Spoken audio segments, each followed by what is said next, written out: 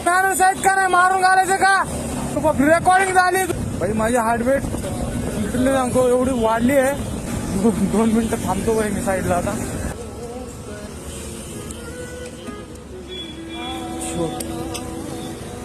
Panic मोड मध्ये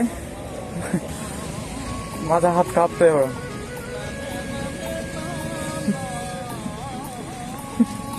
अच्छा गावात अरे काय होत हे सांगतो. आज माझा गेम होता गेम.